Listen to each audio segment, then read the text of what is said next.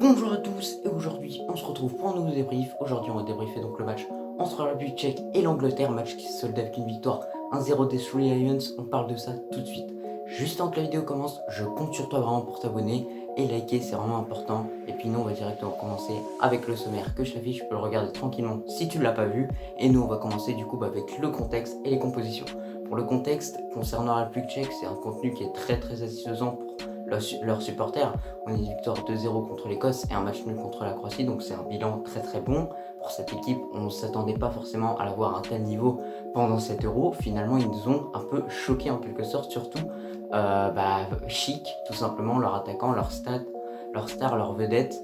Pour l'Angleterre, en revanche, on a un bilan assez mitigé, même très mitigé, trop mitigé même.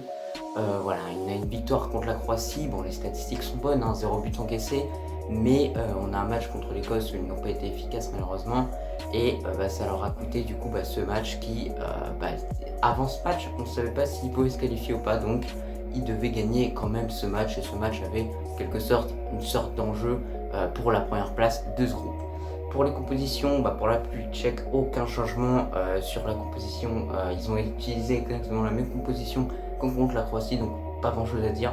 Pour l'Angleterre, en revanche, y a l'apparition de Saka et Grealish offensivement, tout simplement. Défensivement, on a Maguire et Walker, et au milieu de terrain, on reste pareil avec la paire Rice-Phillips. Ensuite, pour l'effet du match, le match commençait sur une grosse intensité déjà. Donc voilà, on a les Anglais vraiment directement qui ont eu le monopole du ballon, qui se sont créés une situation dès la deuxième minute, les gars. Dès la deuxième minute, ils n'avaient pas le temps et on est tombé sur le poteau. Voilà, ils ont mis un poteau et ils n'ont pas réussi à marquer. Ils ont quand même continué de pousser et ont fini par ouvrir le score grâce à une magnifique passe de Sterling et une magnifique tête de une magnifique passe de Grealish et une magnifique tête de Sterling. Voilà, tout simplement. Donc ensuite, sur le reste de mi-temps, on a la République tchèque qui a eu quelques occasions, quelques situations intéressantes. Ils ont eu une belle frappe de Oles, je crois, je sais plus comment il s'appelle, mais ils ont eu quelques situations quand même. Donc c'est quand même une belle équipe de la République tchèque qu'on a vue ce soir. Enfin, en tout cas, ils n'étaient pas si tranchants que ça, que les autres matchs, mais ils ont quand même réussi à montrer quelques qualités dans leur jeu assez simple et assez direct. Ensuite, pour la deuxième mi-temps, dans la globalité, on a une deuxième mi-temps vraiment ennuyante dans l'ensemble. Très peu d'occasions, il y en a eu 2-3 sur l'ensemble des deux équipes. Il y a eu 2-3 occasions dans cette seconde mi-temps, donc les 45 dernières minutes. Voilà, il y a eu des changements, il y a eu Sancho, Rashford, etc., Bellingham, mais pas trop de changements pour la République tchèque. Si, il y en a eu des changements pour la République tchèque avec l'entrée de jeunes prometteurs comme Oles, etc. Mais ça n'a pas changé pour eux, ils ont quand même tenté de pousser, ils ont eu quelques situations mais ils n'ont pas réussi à les convertir. Pareil pour les Anglais aussi, qui avaient des situations de zéro réellement en première mi-temps qu'ils n'ont pas réussi aussi à concrétiser. Et du coup ça faisait que les Anglais, il y avait toujours un suspense que la République tchèque peut-être pouvait marquer sur coup de pied arrêté. D'ailleurs cette République tchèque, je trouve très décevante sur les coups de pied arrêtés. Dommage en fait d'utiliser ces combinaisons assez bizarres pour marquer, alors qu'un simple corner suffirait peut-être pour débloquer leur compteur dans ce match. Bon bref, c'était tout pour l'effet du match. En tout cas, moi c'est là que j'ai trouvé. C'est un match ensemble où l'Angleterre a dominé, la République tchèque a été en dessous de ses capacités, on l'a clairement vu.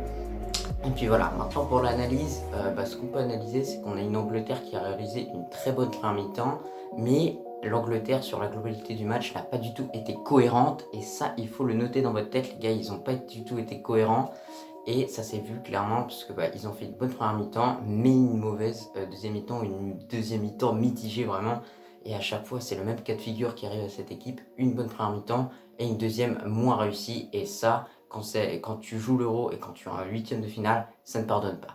Malgré ça, on a une Angleterre qui a encaissé 0 but dans cet Euro, donc ça il faut quand même les féliciter. On a le retour de Maguire, il y a des points positifs dans cette équipe, on a Harry Kane qui s'est un peu plus montré que l'autre fois, donc il y a des points positifs, mais il y en a des négatifs, et il y a plus de négatifs je trouve que de positifs malheureusement. Pour la République tchèque, sinon on a vu qu'ils étaient beaucoup moins tranchants que lors de leur dernier match, et ça je trouve très dommage parce que c'est une belle équipe avec un jeu simple et direct, bon sur les transitions offensives.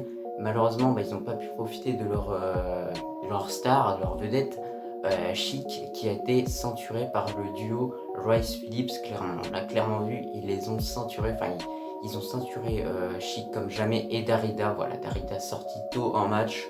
Je ne sais pas pour quelle raison, pour le préserver, mais malheureusement, à l'heure où je vous parle, la République tchèque est troisième et va peut-être être meilleure troisième. Ça reste à voir avec les matchs suivants qui arrivent. Donc voilà, c'était tout pour mon analyse et l'effet du match. Maintenant, on va du coup passer tranquillement à mes tops et à mes flops. Alors tout d'abord pour mon top de l'Angleterre, je vais vous dire Bukayo Saka sans surprise. Pour moi, il a fait un match excellent. Il a apporté beaucoup dans le jeu, c'est lui qui est à l'origine du premier but. Et pour moi, c'est un bon joueur et il mérite d'être dans la composition du huitième de finale. Peut-être pas encore, mais il mérite franchement d'avoir sa chance encore une fois. C'est un joueur vraiment que j'apprécie puisque je suis Gunners, mais il est très très fort. Et ça se voit, il a une bonne vitesse, une bonne accélération. Il peut apporter beaucoup à cette équipe d'Angleterre qui manque parfois de créativité et d'imagination. Donc voilà, pour moi c'est mon top et mon homme du match du coup. Ensuite pour mon top de République tchèque, c'est Thomas Oles. Voilà, le milieu de terrain quand même, c'est celui qui a apporté le plus de danger je trouve dans cette équipe tchèque. Voilà, pas mal de frappes pour lui, mais ce n'est pas entré malheureusement. C'est lui c'est lui qui a provoqué la plus grosse occasion de la République tchèque dans ce match. Donc voilà. Et puis voilà. Pour mon flop, en revanche, de l'Angleterre, pour moi c'est Harry Kane, comme d'habitude. C'est assez dommage, mais on le voit pas assez. Et dès qu'il a eu une occasion, il n'a pas réussi à le mettre au fond. Et voilà, je vous reprends en caméra comme ça, mais je suis désolé, je peux pas autrement. Là, j'ai eu un petit problème. Sinon, du coup, je disais pour mon flop de la République tchèque, c'est Chic, malgré qu'il ait été ceinturé pour moi. Il n'a pas montré un match à la hauteur des attentes. Et pour moi, c'est très dommage. Sinon, je vous affiche les notes du match. Et on va se quitter sur ce petit débrief. J'espère qu'il t'a plu. Et moi, je te dis à la prochaine.